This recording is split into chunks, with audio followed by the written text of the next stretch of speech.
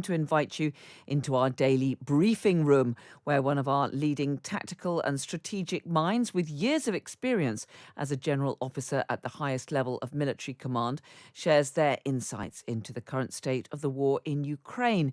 And joining us tonight is Major General Rupert Jones, who's a former Standing Joint Force Commander. Good evening to you, Major General. Carol, good evening.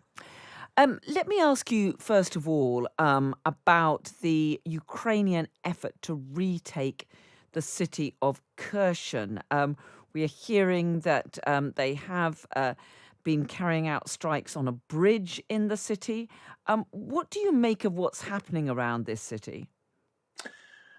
Well, it looks really significant, doesn't it? Because the momentum has appeared to be with the Russians in recent weeks, and they've slowly used very heavy firepower to drum their way steadily forward. And the Ukrainians have shown great courage in absorbing that.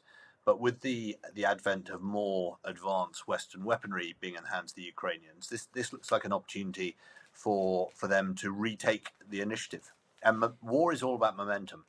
And for a while, it felt as though it was just ebbing away from the Ukrainians a little bit. So there's two things. There's firstly the significance of the city in its own right, and then secondly, what it does for the wider Ukrainian war effort and their morale. And do you think that with those additional weapons and equipment provided by the West, that the Ukrainian forces can really recapture ground like Kherson, which is currently under Russian control? Yeah, I mean, I don't think anything will happen quickly. You've seen how long it's taken the Russians to slowly grind their way, small gains, and the Ukrainians with their counterattacks, again, when they've achieved them, again, they have achieved small gains. So, yeah, I don't think we should expect suddenly large swathes of territory being liberated. But this is significant, and it potentially will give the Ukrainians confidence. It'll give them a playbook that they can potentially repeat. And cities matter. Wars are ultimately about people, and it's about retaking cities, and so it's really significant. The other big issue, of course, is the millions of tons of grain which is blockaded in the southern ports. We saw that supposedly landmark deal between Russia, Ukraine, Turkey, and the UN, which should allow shipments to actually start to leave the ports. Now, we've heard from senior Ukrainian ministers that they're pressing ahead with preparations to begin shipments. How realistic is that? Do you think this deal is going to work? Well, there's a huge amount of effort has gone into the deal, hasn't it? And let's not kid ourselves; it's in everybody's interest that the deal goes through from a global perspective. But there will be significant nervousness on behalf of the Ukrainians right up to the 11th hour, and they will need to be acting in good faith. And in the Ukrainians' shoes, I'll be uh, pretty suspicious all the way through to make sure that the Russians aren't taking advantage of this. And we should all be really clear. The reason the grain is not getting out is because of the Russians. It's not because of the Ukrainians. Yeah, and we've seen strikes on the port of Odessa, apparently carried out by the Russians, and many people simply don't feel they can trust the Russians. No, the whole war is based on Russian bad faith, isn't it? I mean, it's an illegal act. Everything they've done in Ukraine is illegal, and so every word that comes out of a Russian leader's mouth, we have to either treat as out and out lies, disinformation, or at best treat it with great skepticism. And that is certainly how the Ukrainians will be viewing this deal, and they'll be watching it like hawks. So, what's your understanding of how this is going to work, Rupert? I mean, will these ships, which are, civilian ships carrying cargoes of grains, just be given a route through the minefields and told to get on their way, or will there be some form of naval escorts? We know that the UN is supposed to be guaranteeing security, but there hasn't been any talk of foreign powers providing naval escorts, has there? No, and of course the UN ultimately can't guarantee security because they don't have a force through which to do it. So I think this comes back to the Ukrainians open up the port that temporarily makes themselves vulnerable, but I think everybody would feel much happier if those grain ships were escorted. The ship's captains, I mean, I expect they won't feel terribly happy running what might feel like a gauntlet. If you're in the protection of non-combatant naval forces, I think you'd feel a good deal safer. Russia has also this week further cut gas supplies to Europe. He's being accused of trying to blackmail EU countries. Is it clear to you that he is using these energy supplies as part of his weapon of war?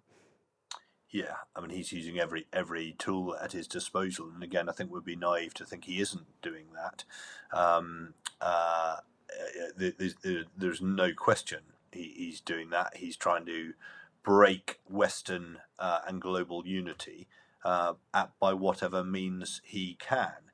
I hope that EU countries will take a long-term view on this. Many have recognised for a long time that they have been vulnerable to Russia, and I really hope they take a long-term approach to that and reduce their dependency on Russia.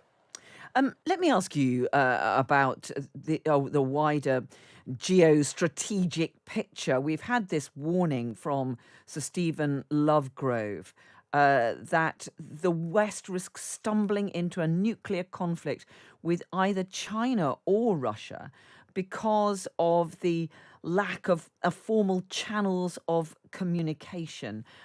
This is, I mean, a serious warning from the most senior advisor on this issue, saying that he's very worried about this. Do you think? What do you make of that warning? Well, I think we should of course take it very seriously. Um, Sorry, the screen's gone strange. I think we should take it very seriously. But in his statement, there was a little bit of rose-tinted view about the Cold War.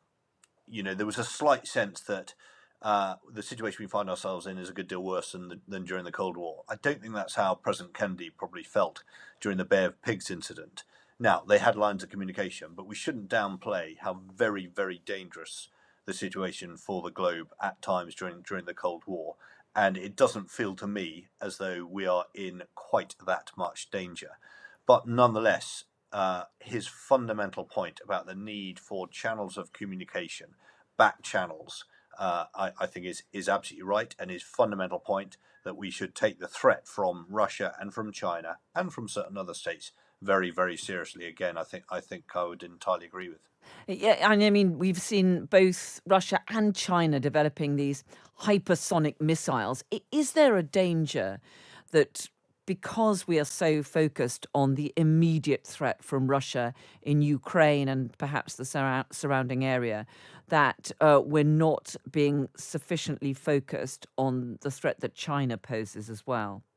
Yeah, and we in defence circles have seen Russia as the short term threat, but the long term pacing threat has been China, and we in defence circles have recognised that for a long time.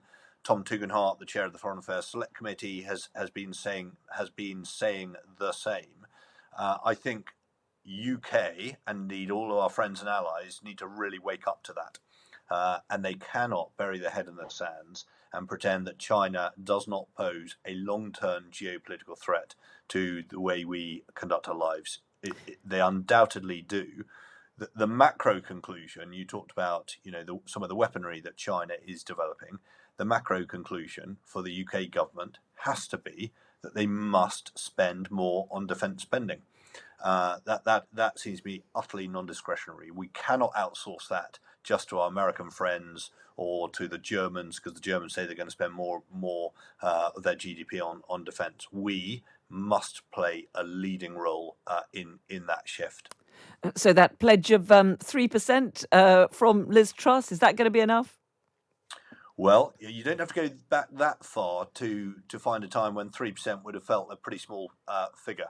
3% would be a great step forward, wouldn't it? But the bottom line is we need, the size of our economy is, of course, is shrinking. You see, a 3% doesn't get you as much as it would have done before. We need to take a really clear-eyed view on the defence and security situation. If I'm brutally honest, recent defence and security reviews have not done that. Do I have great faith that the next one will do that? I think the jury's out. We'll wait and see whether the next Prime Minister delivers that. Major General Rupert Jones, great to have you with us in our briefing room this afternoon.